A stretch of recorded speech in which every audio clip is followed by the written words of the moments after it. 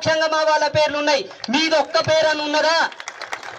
మీరు కట్టుకున్న కట్టడాలకు మీరు పేర్లు పెట్టుకున్నారు. నిన్న మొన్న కట్టుకున్న కట్టడాలు అవి కూడా స్వతంత్రంగా మీరు కట్టుకోలేదు, మా విశ్వాసాల మీద కట్టుకున్నారు. కారణం మంచితనానికి మేము తల వంచుతాం కాబట్టి, అతిథిని మేము గౌరవిస్తాం కాబట్టి.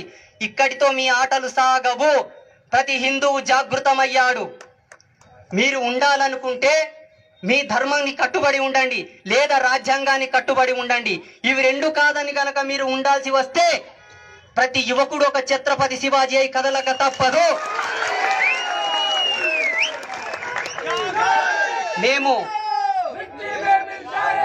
మేము ఆజన్మాంత బ్రహ్మచారులం, ఆత్మ సన్యాస యోగులం. ఇస్తే వరం, పెడితే శాపం. మీరు చల్లగా బతకండి. ఈ దేశం భూమి ఆకాశం ఉన్నంత వరకు బ్రతకండి. మేము మీకు ఇస్తున్నటువంటి స్వేచ్ఛ. మా స్వేచ్ఛను హరించాలని చూస్తే మేమేంటో కూడా చూపిస్తాం. జాగ్రత్త. ఇది మాకు ధర్మం నేర్పింది. నిత్యం యజ్ఞ అనుష్ఠాన శక్తితో లోకా సమస్త సుఖినో భవంతు అను ఆజ్యం పోస్తున్నటువంటి పరశురాముడే విధర్మీయులను చెండాడడానికి గండ్రగొడ్డలి కూడా పట్టాడు.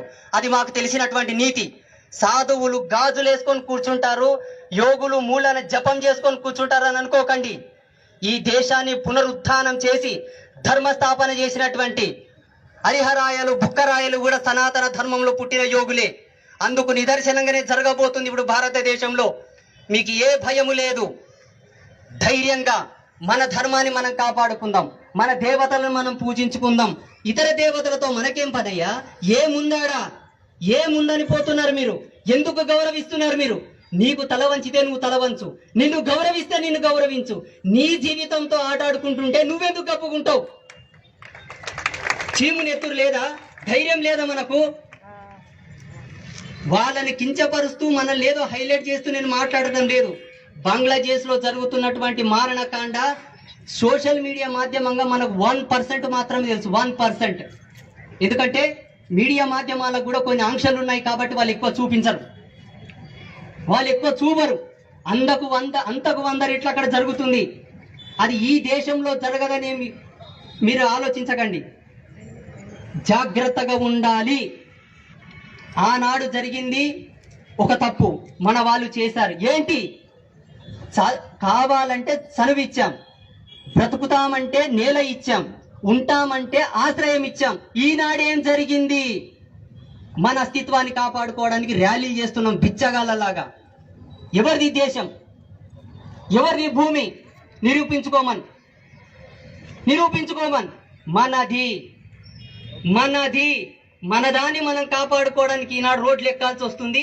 మాలాంటి తాపసులు మాట్లాడాల్సి వస్తుంది. అందుకే ఈ తప్పు మళ్ళీ మనం చేయవద్దు. చేయాలా? చేయకూడదంటే నీ కడుపులో బిడ్డ పడి బయటకు వచ్చిన తర్వాత పుట్టుకతోనే మనకి చెప్పాలి, రే ఈ దేశం మనదిరా, ఈ ధర్మం మనది. నీవు పుట్టుకతోనే ధర్మం నీ ఎంత పుట్టింది.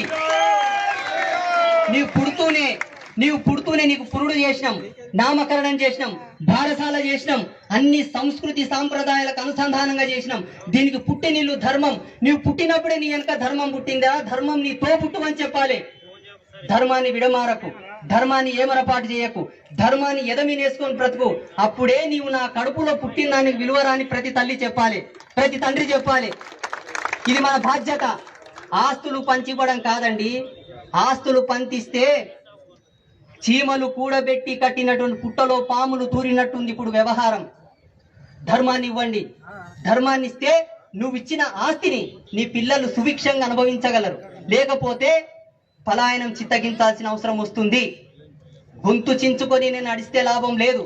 నా మాటకు కట్టుబడి మీ జీవన విధానానికి అనుసంధానంగా నడవగలిగితే మీరు వేసుకున్న దీక్షలకు, మీరు జీవిస్తున్నటువంటి జీవన విధానాలకు, మీ ఇంట్లో చేస్తున్న వ్రతాలకు, మీరు మొక్కుతున్న దేవుళ్లకు ఒక విలువ ఇచ్చినట్టు. మేము చదివిన ధర్మశాస్త్రంలో ఏమున్నదో తెలుసా? ఎవరయ్యా శివభక్తుడు అంటే ఎక్కడ శివదూషణ జరిగినా, ఎక్కడ శివాలయము కూల్చినా, ఎక్కడ శివభక్తులకు అపహాస్యం జరిగినా అక్కడ వెళ్ళి ప్రశ్నించిన వాడు అసలైన శివభక్తుడని శాస్త్రంలో ఉన్నది. ఈనాడు ఎవరు ప్రశ్నిస్తున్నారు? మాలాంటి సన్నాసులు వచ్చి మాట్లాడాల్సి వచ్చిన దౌర్భాగ్యం వచ్చింది. మేము ఎక్కడుండాలి? ఎక్కడో గుప్తంగా ఉండి మా తపశక్తితో లోకానికి సంరక్షణ ప్రసాదించాలి. నడి రోడ్లు ఎక్కాల్సిన పరిస్థితి వచ్చింది. కారణం మీరు నిలబడట్లేదు కాబట్టి. ఈనాటితో ఇది ఆగదు. అందరము కూడా ప్రతి ఒక్కరం ఆనాడు మహారాణా ప్రతాప్, ఛత్రపతి శివాజీ, ఝాన్సీ లక్ష్మీబాయి లాంటి వీరులు పుట్టినటువంటి ఈ దేశంలో మనము పుట్టాం. వాళ్ళ రక్తమే మనలో ఉంది కాబట్టి మనమందరమై దీక్షా కంకణధారులమై నిలవాలి.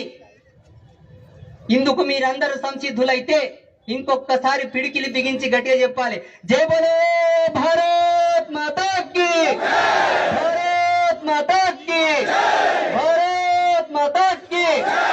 లోకా సమస్త సుఖినో భవంతు, సర్వే జన సుఖినో భవంతు. అందరూ చల్లగా ఉండండి. స్వస్తి.